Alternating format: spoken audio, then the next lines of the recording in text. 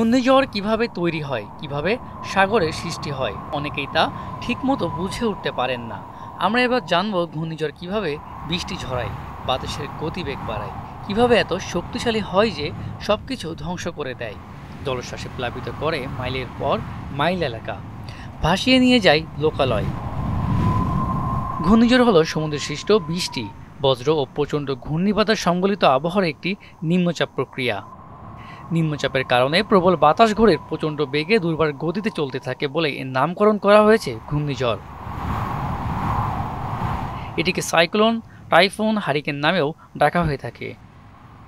এই ঘূর্ণন উত্তর গোলার্ধে ঘড়ির কাঁটার বিপরীত দিকে আর দক্ষিণ গোলার্ধে ঘড়ির কাঁটার দিকে হয়ে থাকে। কোনো স্থানে তাপমাত্রা বেড়ে গেলে উষ্ণ বায়ু উপরে উঠতে থাকে, তখন আশেপাশের জলীয় বাষ্পপূর্ণ শীতল বাতাস ওই স্থানে চলে আসে। চারপাশ থেকে আসা বাতাসের মিথস্ক্রিয়ার ফলে সৃষ্টি হয় ঘূর্ণিঝড়ের। ঘূর্ণিঝড়ের শক্তি বাড়তে থাকলে এটি আরও মেঘ আর জলীয় বাষ্পপূর্ণ বায়ু বহন করে থাকে। সমুদ্রে জন্ম নেয়া দুর্যোগগুলোর মধ্যে অন্যতম ঘূর্ণিঝড়, তবে সমুদ্র ছাড়াও ঘূর্ণিঝড়ের জন্ম হতে পারে। কিন্তু সেই ঘূর্ণিঝড় সমুদ্রে সৃষ্ট ঝড়ের মতো শক্তিশালী হয় না।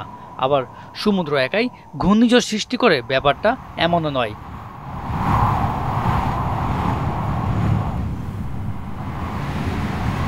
বিশেষ করে সূর্য, বায়ুমণ্ডলের প্রভাব, বায়ুর ঘনত্বের প্রভাব, তাপমাত্রার পার্থক্যের প্রভাব ইত্যাদি বিষয় জড়িত থাকে ঘূর্ণিঝড় সৃষ্টির পেছনে।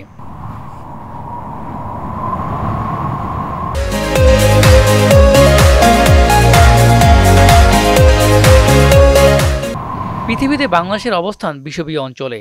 গ্রীষ্মকালে বিষুবীয় অঞ্চলে সূর্যের তাপ খারাপভাবে পড়ে, ফলে এই এলাকায় বায়ুমণ্ডলের তাপমাত্রা বেড়ে যায়। সমুদ্রের এই উত্তপ্ত পানি থেকে বাষ্পীভবন শুরু হয়, প্রচুর জলীয় বাষ্প উপরে উঠে ঠান্ডা হতে শুরু করে। এতে তৈরি করে মেঘ, যা বৃষ্টি ও বাতাস হিসাবে শক্তি নির্গত হয়। ঘূর্ণিঝড়ের উৎপত্তিস্থল অনুযায়ী এই ক্রান্তীয় সমুদ্র অঞ্চলকে 7টি বেসিনে ভাগ করা হয়। প্রতি বছর পৃথিবী জুড়ে গড়ে প্রায় 80টি ঘূর্ণিঝড় সৃষ্টি হলেও তাদের বেশিরভাগই মিলিয়ে যায় গভীর সমুদ্রে।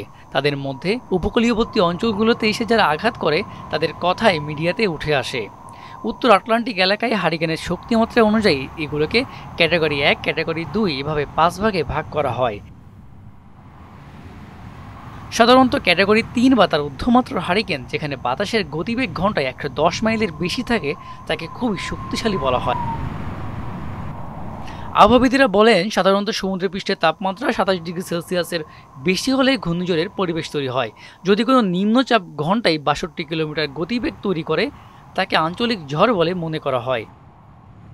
কিন্তু সেটি যদি ঘন্টায় 119 কিলোমিটার গতিবেগ অর্জন করে, তখন সেটাকে সাইক্লোন বা ঘূর্ণিঝড় বলা হয়।